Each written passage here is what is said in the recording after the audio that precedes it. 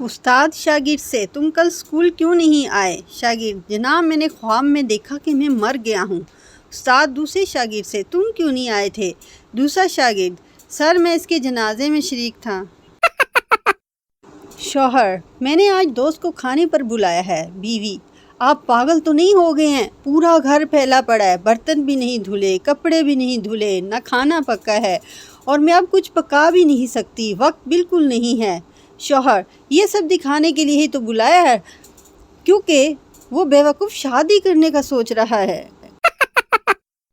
کل ایک شادی میں بارات کافی لیٹ ہو گئی۔ میں دلہن کے باپ کے آگے پیچھے گھومتا رہا کہ شاید کہہ دے بیٹا ہماری عزت رکھ لو، لیکن اس کے باپ نے مجھے رکھ کر ایک تھپڑ لگایا اور بولا انی دیا تو تے آرام نال بہ جا۔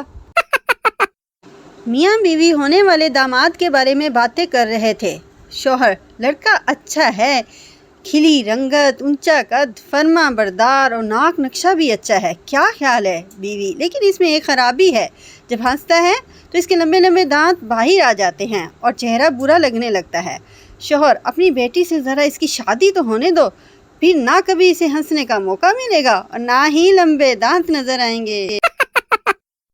ایک آدمی جھوٹ بولنے کی وجہ سے بہت مشہور تھا۔ ایک بوڑھی عورت کو پتہ چلا تو وہ اس کے پاس آئی اور بولی بیٹا میں نے سنا ہے کہ تم دنیا کے سب سے جھوٹے آدمی ہو۔ آدمی بولا لوگوں کی باتوں کو دفع کریں، میں تو آپ کو دیکھ کر حیران ہو گیا ہوں کہ اس عمر میں بھی یہ حسن، یہ جمال اور یہ دلکشی۔